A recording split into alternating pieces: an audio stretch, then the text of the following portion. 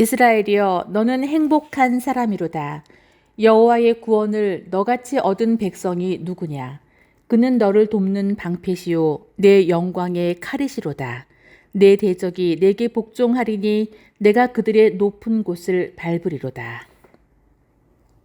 건강한 교회, 행복한 성도 이제 두 번째, 다음 주에 한 번 더 할 건데 오늘 두 번째 시간입니다. 오늘은 행복한 성도는 어떻게 될 수 있는가 말씀을 나누려고 해요. 자, 먼저 한번 생각해 보시죠. 나는 언제 행복을 느끼는가? 나는 어느 때, 어떠한 상황에서 행복을 느끼는가? 제가 기대하는 답은 교회에 나와서 예배드릴 때 행복해요 이러면 좋겠지만 각자가 다 다를 수 있겠죠. 언제 행복을 느끼시는지 궁금합니다. 아이들이 어렸을 때요. 아이들이 어렸을 때 막 1살, 2살, 3살, 4살, 5살 되기 전에 그때까지 아이들을 보면서 마냥 행복했던 것 같아요. 참 그때가 큰애들을 키울 때는 연년생이었기 때문에 힘들었어요. 그리고 경제적으로도 가장 힘들었어요. 제가 가끔 말씀드리지만 우리 집 사람이 콩나물 뭐 30원 뭐 이런 분유값 없어서 돌아오고 막 이런 가계부 보고 제가 많이 괴로웠다고 했죠. 그 시절이었기 때문에 참 힘들었어요. 경제적으로도 힘들고 저도 아르바이트까지 해가지고 한 4가지 했던 것 같아요. 학교 다녔죠. 대학원 다니고 또 전도사 사역하고 투션 그러니까 과외 선생님도 하고 그다음에 일주일에 며칠씩 공장 가가지고 일도 하고 그렇게 해도 얼마 되지 않았어요. 그러니까 굉장히 어려웠는데도 돌아보면 그때 참 몸무게도 뭐 60kg도 안 나가고 53, 55 뭐 이랬거든요. 잠도 많이 못 자고 일 많이 하고 뛰어다니니까 그랬는데 그러면 그 시절이 참 어렵고 힘들었냐 이렇게 기억으로 남지 않아요. 왜냐면 그때 저희가 결혼하자마자 1년 좀 지났어요. 1년 좀 지나서 큰애와 둘째를 연년생으로 낳았어요. 그러니까 가장 어려울 때였지만 애기들이 있었어요. 그 애기들 때문에요. 지금도 생각해 보면 참 힘들지가 않았어요. 행복했어요. 그 두 아이와 함께 살았던 시간이 참 행복했어요. 10년쯤 지났어요. 10년쯤 지나서 하나님의 뜻이 계셨죠. 하나님 뜻이 계셔서 우리 최 집사님도 계셨지만 산타칸이라는 뭐 여러분 가보시지도 않은 여기서 6시간쯤 걸리는 시골로 선교사로 이제 왔습니다. 친구 선교사님이 열심히 잘 해놓으시고 또 그 당시에 조금 문제가 있어서 어려움을 겪고 있을 때 그렇다면 뭐 친구 선교사님이 어렵다는데 이왕이면 거기 가서 해야 되겠다. 그래가지고 그냥 묻지도 따지지도 않고 짐 싸가지고 산타칸이라는 데 갔어요. 제 주변의 사람들이 다 만류했고 걱정했어요. 그런데 가가지고 어떻게 살으려고 그때 하원이가 1살이었거든요. 다들 어려울 거다, 힘들 거다 걱정을 많이 했는데 지나놓고 보니까 힘들지 않았어요. 우리 하나님의 은혜가 많았지만 다른 것을 통해서 하나님의 은혜가 많았지만 왜? 하원이가 1살 차이 아이가 있었어요. 그러니까 가족이 다 힘들어도 이 1살 먹은 우리나라 나이로 2살이죠. 2살 차이 아이만 보고 있으면 다 웃는 거예요. 그렇게 아이를 키우면서 산타칸에서 참 외로웠지만 잘 살았어요. 행복했어요. 그러니까 나를 행복하게 하는 것은 어쩌면 자녀일 경우가 많이 있겠죠. 자녀를 통해서 행복을 느끼시는 분도 있을 테고 뭐 어떤 분은 월급 받는 날이 제일 행복하다고 말씀하실 수도 있고 운동을 좋아하시는 분, 등산을 좋아하시는 분들은 거기서 또 행복을 찾을 수 있습니다. 행복하다는 것은 참 소중한 거죠. 그런데 이제 우리가 나누고자 하는 것은 신앙생활에 있어서 내가 이렇게 신앙생활하고 있는 것이 나에게 행복이냐 하는 것이죠. 신앙을 가졌다. 믿음 생활을 한다. 그래서 나는 이것 때문에 행복하냐. 어쩌면 나는 등산 가는 건 행복한데 교회에 가는 거는 뭐 그렇게 가야 되니까 가는 거고 집안의 화목을 위해서 가는 거고 천국은 그래도 티켓은 확보해 놔야 되니까 그렇지만 나를 행복하게 하지는 않아. 이럴 수도 있죠. 같은 교인 성도라는 존재들도 마찬가지죠. 뭐 같은 교회니까 인사하고 지내고 뭐 잘 지내야지. 그렇지만 저 사람 때문에 내가 행복하다고 느끼진 않아. 그럴 수도 있죠. 충분히. 그래서 우리가 나는 정말 신앙생활 때문에 내가 갖고 있는 이 신앙, 그리고 이 신앙을 통해서 살아가고 있는 삶 때문에 행복한가? 만약에 행복하지 않다면 신앙을 포기할 수는 없으니까. 행복하지 않다고 신앙을 포기할 수는 없잖아요. 그런데 그러면 계속해서 신앙생활을 할 건데 행복하지 않은 신앙생활을 할 건지, 아니면 이것을 바로 잡아서 행복한 신앙생활을 할 건지를 우리가 결정을 해야 돼요. 그래서 정말 내 신앙생활은 행복을 가져다 주고 있는가 한번 점검해 볼 필요가 있고, 우리는 행복한 신앙생활을 할 수 있도록 그런 삶을 살아야 됩니다. 저는 이렇게 가끔 혼자 있는데 이렇게 생각을 하잖아요. 생각을 하다가도 그냥 웃음이 나와요. 미소가 젖을 때가 있어요. 저는 거짓말은 잘 안 해요. 예수님 믿기 때문에 거짓말은 잘 안 해요. 그냥 미소가 나와. 근데 요즘에 미소가 좀 많이 나와. 자주 나와.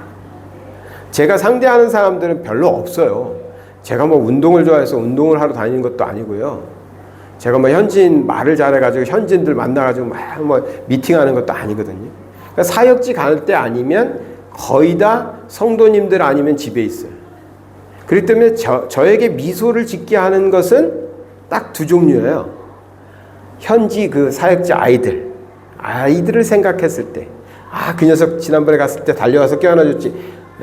강혜진 선교사가 지난주에 저하고 둘이 갔다 왔는데 아이들이 공부하고 있어서, 많은 아이들이 이제 졸업하고 또 새로운 애들이 오고 하니까 잘 모르는 아이들도 있고 공부하고 있으니까 또 그렇기도 한데, 늦게 밖에서 이제 화장실을 갔다 왔는지 큰 애들이 몇 명이 뛰어오더니 저를 보면 한 번도 그러지 않았던 애들이 강혜진 선교사를 보니까 와르락 달려들어가지고 포옹을 하고 그러더라고요. 그리고 났더니 며칠 동안 그 얘기를 계속해요. 며칠 동안. 사람 때문에 행복한 거예요. 사역지 아이들 때문에 행복하고, 나머지는요 우리 가정 아니면 성도님들밖에 없거든요. 그러니까 성도님들 생각하면 미소가 나오는 거예요. 막 쌍심지를 키고 막 두고 봐라 이런 게 아니라 미소가 나온다는 거죠. 얼마나, 제가 그래서 생각해봐요.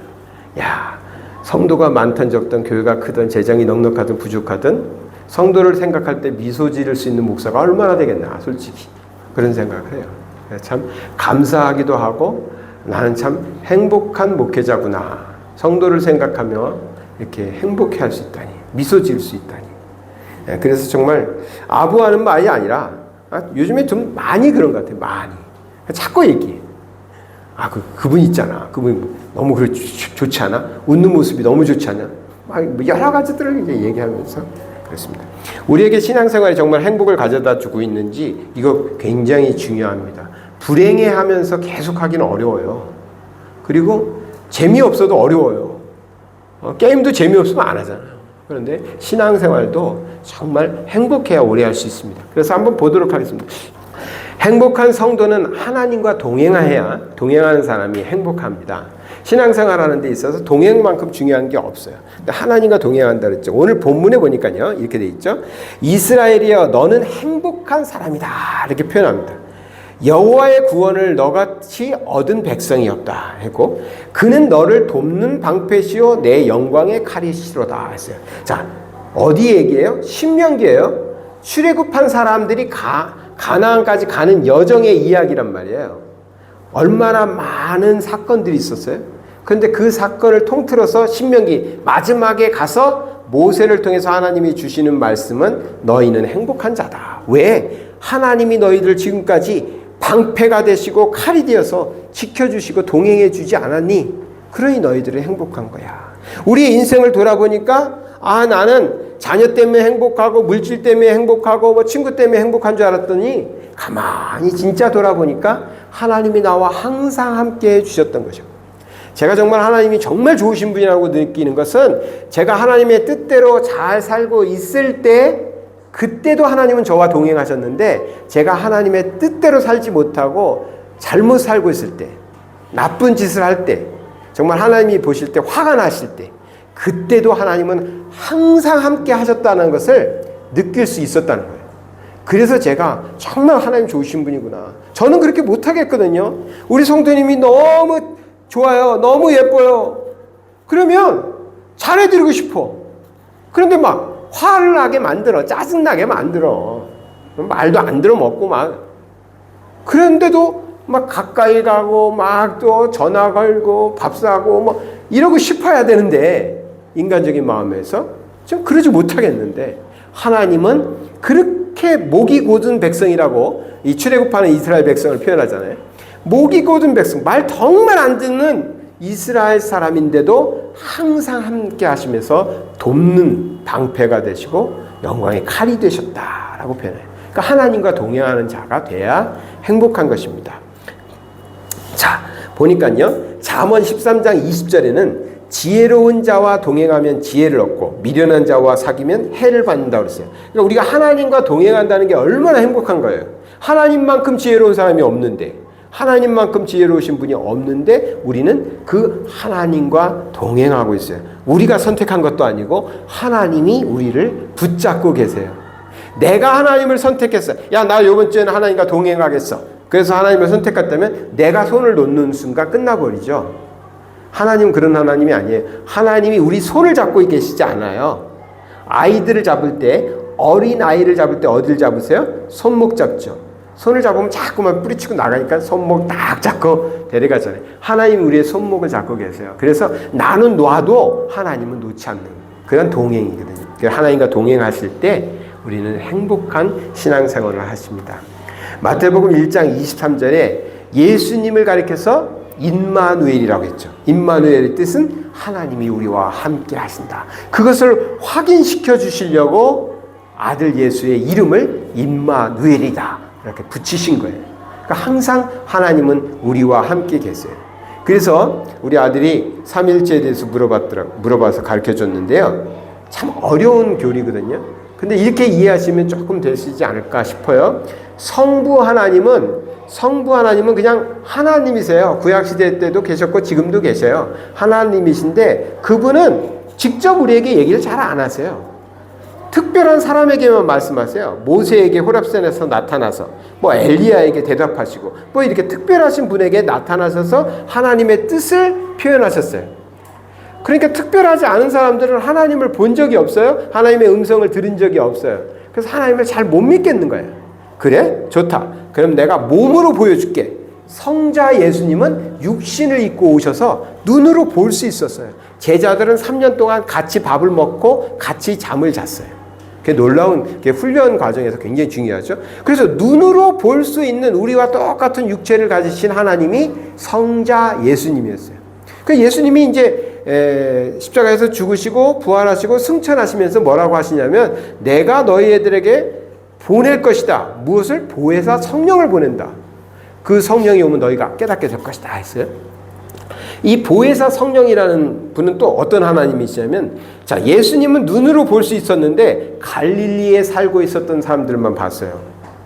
그 당시에 2000년 전에 살았지만 유럽에 살고 있었던 사람들은 하나님을 못 봤어요. 미국에 살던 사람들도 하나님을 못 봤어요. 한국에 살던 사람들도 하나님을 못 봤어요. 왜? 육신을 입고 갈릴리 호숫가에서 3년 동안 살아 가셨으니까. 그래서 그럼 좋다. 그럼 내가 어디에나 있으면서도 너희들과 함께 할 수 있는 하나님으로 너희에게 가겠다. 그게 성령 하나님이죠. 그래서 성령 하나님이 오시자 오순절에 성령이 임했다고 표현하잖아요. 그 성령 하나님이 오시자 이제 각 사람에게 하나님이 계신 거예요. 호렙산에 가서 만난 하나님, 갈릴리 호숫가에서 눈으로 본 하나님이 아니라 내 안에 들어와 계신 하나님, 그것을 성령 하나님, 그 하나님이 언제나 함께하고 계시다. 그게 임마누엘 하나님이죠. 그러니까 우리는 어디를 가나 무슨 일을 하든 하나님이 우리와 동행하고 있다는 것입니다. 그 하나님이 나와 함께 하신다라는 것을 우리가 느끼고 믿고 고백하고 살 때 행복할 수 있다는 거예요. 신앙생활. 그러니까 자신 있는 겁니다. 어딜 가서 저는 절에 가서도 스님들하고 막 얘기하고 절밥도 얻어먹으면서도 아무렇지도 않았어요. 왜? 하나님이 지금도 나와 함께 그 절에 같이 가신 거거든. 어디를 가든. 비록 우리가 좀 잘못된 일을 할 수도 있어요. 그럴 때 마음이 좀 찔림도 있어요. 그런데 더 큰 마음이 뭐를 가지셔야 되냐면 찔림을 주는 마음은 회개하라고 주는 거지 죄책감을 가지고 하나님을 멀리하라고 도망가라고 아담처럼 나무 뒤에 숨으라고 주는 마음이 아니거든요. 근데 아담은 숨어버렸잖아요. 하나님의 낯을 피하여 나무 사이에 숨었어요. 숯불 속에 숨었어요. 그거는 하나님이 주신 마음이 아니라 사단이 주는 마음이잖아요. 그러니까 우리가 죄를 짓거나 잘못을 할 때 뉘우치기 위해서 죄에 대해서 깨닫는 건 좋지만 하나님을 피하시는 건 안 돼요. 그때 무슨 마음을 더 크게 가져야 되냐면 내가 이러한 죄를 지었음에도 불구하고 하나님은 나와 함께 계시다. 그래서 주변 사람들이 그럴 거야. 야, 너 예수 믿는 사람이 이렇게 살아? 그게 예수 믿는 거야? 야, 믿지 마라. 차라리 믿지를 마라. 교회 다니지 마라. 이렇게 말할 수 있어요. 그때 우리의 마음에 뭐가 들어와야 돼? 그래도 하나님은 나와 함께 계셔. 그래도 하나님은 나를 용서하시고 지금도 나와 함께 계셔. 그 믿음을 가질 때 우리는 신앙생활이 행복해질 수 있는 것입니다. 자, 두 번째는요. 행복한 성도는 꿈이 있어야 돼. 소망이 있어야 됩니다. 교회를 다녀도 신앙이 있어도 뭐 다를 게 없어. 막 기대하는 것도 없어. 변화되는 것도 없어. 그럼 무슨 신앙생활이 행복할 수 있겠어요? 신앙이 있기 때문에 가질 수 있는 꿈, 소망이 있으셔야 됩니다. 시편 146편 5절에 야곱의 하나님을 자기의 도움으로 삼으며 여호와 자기 하나님에게 자기의 소망을 두는 자는 복이 있다 했습니다. 하나님께 소망을 두는 자는 복이 있다. 그런데 그 하나님의 특징이 뭐냐면 도움을 주시는 하나님이거든요. 우리를 도와주시는 분이에요.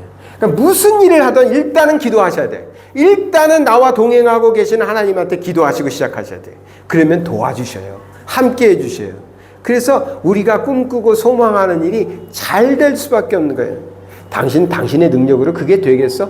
어려울 것 같아. 그런데 한 가지 방법이 있어. 나에게는 하나님이 계시거든. 그래서 나의 꿈을 들어주시고 나의 소망을 이루어주시기 위한 하나님이 역사하실 거라고 난 믿어. 그래서 난 하나님께 기도하고 나갈 거야. 기도로 나가면 난 하나님께서 하신다고 봐. 그럴 때 우리의 소망이 이루어집니다. 그러니까 우리가 소망이 있어야 돼. 교회도 소망이 있어야죠. 교회 소망은 건물을 짓는 것, 뭐 몇백 명의 성도가 되는 것, 뭐 그럴 수도 있어요. 하나님이 주시면 그렇게 하겠죠. 그렇지만 교회의 소망은 참 그리스도인들이 세워지는 것. 그들이 나가서 그리스도인의 삶을 살게 되는 것. 그 삶을 보고 믿지 않던 사람들이 믿게 되는 것. 그게 교회의 소망입니다. 아이들에게는 조금 어려워요. 이렇게 얘기하면 아이들은 벌써 지쳐버릴 수도 있거든요. 아이들에게는 교회의 소망은 뭘까? 교회 가면 행복하고 재밌고 뭐 맛있는 거 주고. 어렸을 땐 그렇게 다 믿는 거예요. 그런데 그 사이에 조금씩 신앙이 들어가요. 10년 그렇게 다녔더니 아이들이 어른보다 믿음이 좋아져 있거든요. 그러니까 아이들은 왜 맨날 이렇게 놉니까? 아이들은 왜 이렇게 아니에요. 조금씩이지만 들어가요. 우리가 소망을 두고 자녀를 양육하고 또 소망을 두고 주일학교 사역을 하면 그렇게 됩니다. 그러니까 교회에 소망이 있고 꿈이 있죠. 마찬가지로 우리 성도님들도 신앙 안에서 꿈을 가지셔야 돼요. 내 꿈은 내가 사업을 크게 하는 겁니다. 뭐 그런 꿈을 가질 수 있어요. 근데 그것과 하나님과 연관이 잘 안 돼. 연관을 시키셔야 기도 제목이 되거든. 기도 제목이라는 건 하나님과 연관 없는 걸 하기가 어려워요. 그래서 그렇게 되면 어떡할 건데? 그 다음 얘기가 없으면 기도로 이게 우리가 가져가기 어려워요. 하나님, 저에게 사업하는 지혜를 주시고 능력을 주셨으니 사업 잘 해보겠습니다. 이 사업을 사용해 주세요라고 돼야 돼요. 우리의 사업장을 사용해 주세요. 저에겐 꿈이 있습니다. 이 사업장들을 통해서 하나님의 나라가 확장되고 우리 사업장에서 일하는 직원들 하나님의 다 자녀 될 수 있도록 전도하고 구원하는, 그건 구원의 방주가 되는 사업장 되게 해달라고. 제가 죄송합니다. 저희 큰 누님 얘기를 또 하게 되는데 제가 별로 아는 얘기가 별로 없어서 확실히 본 얘기만 해야 되기 때문에. 저희 큰 누님이 평생 동안 우리 집사님처럼 초등학교 선생님만 하다가 은퇴를 했는데, 정년퇴직을 했는데 평교사만 했어요. 근데 나중에는 1학년만 맡았어요. 1학년만. 왜 1학년만 맡으냐면 1학년 아이들이 들어오면 요즘에는 15명에서 25명밖에 안 들어와요. 예전엔 막 50명, 60명 들어왔는데 1학년 아이들은 그 배찍장, 하얀 도화지 같이 아이들의 마음이 그렇대요. 거기다 그려주는 대로 아이들은 배운대요.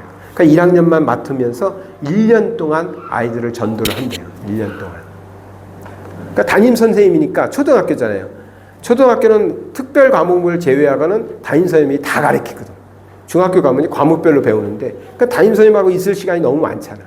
그러니까 들어오면 교회 다니는 애, 안 다니는 애, 막 이렇게 다 아니까 쓰잖아요, 우리는. 이렇게. 1년 동안 전도 대상자라고 생각하고 아이들을 그렇게 양육을 했대요. 그렇게 이제 꽤 오랜 동안 이제 은퇴했지만 그렇게 했는데, 선생님의 소망이 내가 공무원이니까 월급 따박따박 받고, 이게 소망이라면 이것을 우리가 기도 제목으로 가져가긴 어렵죠. 근데 나에게 주어진 아이들에게 복음을 전할 수 있는 이 교실을 이 선생님 마음이거든. 그 가보니까 정말 초등학교는 교실이 선생님이 뭐 이렇게 꾸미고 싶으면 이렇게 꾸미고, 저렇게 하고 싶으면 저렇게, 오늘 특별 활동은 요것을 하고 싶으면 요거 하고, 저거 하고 싶으면, 선생님 재량이 정말 많더라고요. 그만한 선교지가 없다고 저도 생각했어요. 정말 선생님 마음대로 시간을 활용할 수 있더라고요. 그럼 그만한 선교 현장이 없어요. 그래, 누나가 나보다 선교를 훨씬 많이 하고 있네. 내가 그랬어요. 난 1년 아니라 뭐 5년 동안, 저희가 이제 끄닝아웃에서 했던 학교도 7년 했더라고요. 그 7년 동안요, 거쳐간 아이 다 해가지고 150명도 안 돼요. 정말 7년 동안 계속 있던 아이들 한 50명 정도 있어요. 지금은 처녀들이 되고 결혼도 했는데. 그런데 학교 선생님은 해마다 아이들이 바뀌는데 1년 내내 데리고 있어요. 그러니까 소망을 둔다면 굉장한 기도 제목이 되겠죠. 사업을 하든 뭐 교육을 하든 아이들을 양육을 하든 무슨 일이든, 뭐 반창회, 내가 반장이 돼가지고 반상회를 한다고 해도 마찬가지 같아요. 우리에게 정말 그런 소망이 있을 때 하나님께서는 그 소망에 돕는 자로 역사하십니다. 하나님의 도움 없이 승리할 수 없거든요. 무엇을 하시든 소망을 두시고 그 소망이 하나님과 연결돼서 하나님이 도우시는 그런 삶이 될 때, 신앙은 가져볼 만하다. 정말 신앙인은 정말 복받은 사람들이다. 이런 얘기가 나올 수밖에 없겠죠. 행복한 성도는 소망이 있어야 됩니다. 그 다음에 행복한 성도는 사랑이 있습니다. 행복한 성도로 살아가려면 사랑의 사람이 되셔야 됩니다. 요한복음 15장 10절에서 12절의 말씀인데요. 여기 보니까 내가 아버지의 계명을 지켜 그의 사랑 안에 거하는 것 같이 너희도 내 계명을 지키면 내 사랑 안에 거하리라. 사랑 안에 있는 사람들이에요. 이제 내가 이것을 너희에게 이르면 내 기쁨이 너희 안에 있어 너희 기쁨을 충만하게 하려 함이라. 그러니까 우리가 어떻게 해야 기뻐지냐? 주님이 기뻐하셨던 것처럼 우리도 그 기쁨을 가져야 되는데, 그 기쁨이 생기려면 주님이 사랑하신 것처럼 우리도 사랑하는 사람이 돼야 된다. 그래서 12절에 내 계명은 곧 내가 너희를 사랑한 것 같이 너희도 서로 사랑하라 하는 것이다. 서로 사랑하고, 사랑의 사람이 되면 하나님 안에 있는 기쁨이 우리 안에서도 작동하기 시작한다는 것입니다. 자, 이건 뭐 설명이 필요 없잖아요. 자, 미워할 때 행복하십니까? 누구를 미워했어. 막 미워하니까 행복하더라. 교재는 1시간 반 이내로 줄이도록 하죠. 교재는 1시간 반, 맥시멈이 1시간 반이야. 왜 1시간 반 얘기하면 좋은 얘기 다 해. 해야 될 좋은 얘기 다 하거든요. 1시간 반 지나면 할 얘기가 사실 별로 없어. 그때부터는 재미난 얘기를 찾아내야 돼. 그럼 남 얘기를 해야 돼. 자기들 얘기는 쑥스러워서 잘 안 해. 남 얘기를 하면 또 재밌어져. 그러니까 1시간 반 이내로 끝내세요. 그러니까요, 사실은요, 우리가 남 얘기하면서 좋아하면 안 되잖아요. 그러니까 사실은 남 미워하고 뭐 남의 안 좋은 얘기 하면서 얘기할 때는, 그때는 그냥 막 서로, 그러니까 남 흉보니까 재밌는 것 같아. 집에 오면 뒤숭숭 굉장히 가렵고 괜히 말했다, 이거 말 괜히 해가지고 내가 이런 생각밖에 안 들거든요. 사실은 행복은 행복할 때, 사랑할 때, 사랑을 베풀고 사랑의 이야기를 나누고 나를 싫어하는 사람도 또 한 번 더 사랑해주고, 그러면 돌아왔을 때 굉장히 나는 행복하다 이렇게 느낄 수 있습니다. 그래서 사랑의 사람이 되셔야 됩니다. 우리는 충분히 그런 사랑을 받았거든요. 사랑은 많이 받아본 사람이 많이 한다고 그랬잖아요. 근데 우리는 하나님한테 너무나 그렇게 사랑을 받았어요. 하나님의 사랑을 많이 느끼시고요. 또 교회 안에서 성도들이 하는 사랑을 많이 받으세요. 저도 말씀드리잖아요. 저한테 사랑해 주시고 저한테 베푸시는 거 노라고 해본 적 없어요. 그냥 매번 예스, 감사합니다, 잘 쓰겠습니다, 잘 먹겠습니다, 받는 거죠. 받은 사랑이 많으면 그게 넘쳐나서 어쩔 수 없이 저도 사랑의 사람으로 살아가거든요. 그래서 많이 받으시고 많이 베푸셔서 행복한 삶 사시기 바랍니다. 마지막으로는요, 행복한 성도는 승리하는 삶을 삽니다. 자, 우린 다 했어요. 소망도 있고 사랑도 하고 했는데 삶은 매번 실패하고 패배하고 있어. 하는 일마다 안 돼. 그래도 난 행복해. 난 하나님과 동행하고 있고 사랑하고 있고 소망도 있으니까 행복해. 어렵잖아요. 매번 실패하는데, 자녀가 매번 잘 안 되는데, 시험마다 떨어지는데 행복합니까? 그래서 하나님께서는 그걸 원하지도 않아요. 정말 고난이라는 것은 특별한 상황이거든요.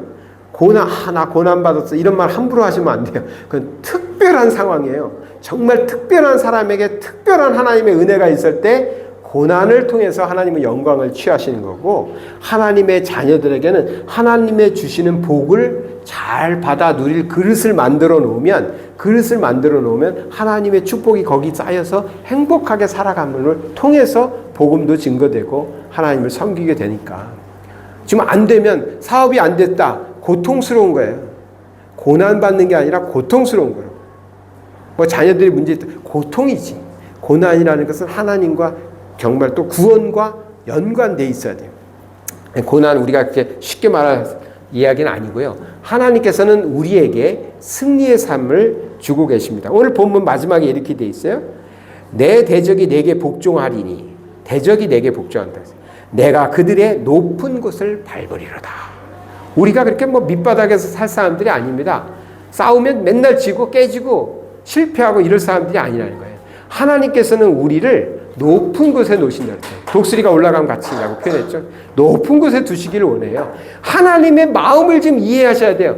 하나님께서는 나에게 이런 시련을 주셔서 나의 믿음을 키우시려나 보다. 자꾸 그렇게 변명하실 필요 없어요. 뭐가 안 되면, 이 고난도 내가 잘 참아내면 내 믿음이 크겠지. 하나님의 마음을 몰라는 거예요. 하나님은 나를 높은 곳에다 놓으시고 정말 나의 대적들을 다 물리치시고 하는 일이 잘 되게 해서 내 사업장이 잘 되고 내 자녀가 잘 되게 하셔서 하나님은 나를 들어서 사용하셔서 하나님이 영광 취하시려고 계신데, 우린 자꾸 엉뚱한 소리 하거든요. 대부분은 고통입니다. 고난이 아니라 고통이에요. 고통은 내가 잘못한 거예요. 내가 잘못한 거, 건강관리 안 한 거고 자녀 양육 제대로 안 한 거고 사업할 때 열심히 안 한 거라고. 그러니까 고통이라고. 하나님의 뜻은 우리를 높이 올리시는 겁니다. 대적들을 물리치게 하시는 겁니다. 그것을 자꾸 고백하셔야 돼요. 어려운 일이 있으시고 직장에서 문제가 있고 뭐 직장 동료들과 또 가정에 문제가 있을 때마다 나는 그런 사람 아니야. 하나님께서는 나를 높은 곳에 두시려고 하셔. 나의 대적을 물리치신다고 그랬어. 그 하나님을 나는 믿어. 그 하나님을 신뢰해. 고백하시면 하나님께서 일하시기 시작해. 가정에서, 직장에서, 사업장에서 우리 자녀들에게 일하시기 시작하신다는 거죠. 그러면 우리는 어떻게 돼요? 승리하는 삶을 삽니다. 그래서 성도가 승리의 찬가를 교회에 와서 부르는 거죠. 저 사람 교만한가 봐. 그렇게 보시면 안 되고, 저 지난주에 이런 일이 있었는데 하나님이 저를 이렇게 승리하게 해주셨어요. 그러면 나도 그래요. 나도 이런 일 있어요. 막 이런 얘기들이 나오는 교회가 건강한 교회죠. 그냥 배 아파하고 나는 그런 일은 너만 그래? 막 이러면 안 되시고.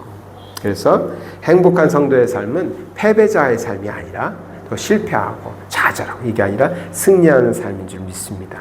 요한일서 5장 4절에 무릇 하나님께로부터 난 자마다 세상을 이기느니라. 세상을 이기는 승리는 이것이니 우리의 믿음이라. 믿음을 세워가시면 우리의 삶은 승리로 갑니다. 믿음은 승리로 갑니다. 믿음은 실패로 가지 않아요. 믿음은 좌절로 가지 않아요. 그럼 우리가 뭔가 실패했다, 좌절하는 일이 생겼다. 무엇을 점검해 보셔야죠? 믿음을 점검해 보셔야 됩니다. 오늘 말씀 마치겠습니다. 행복한 성도는 언제나 하나님과 동행하며 참된 소망을 가지고 사랑으로 살아가시면서 승리하는 삶을 사시기 바랍니다.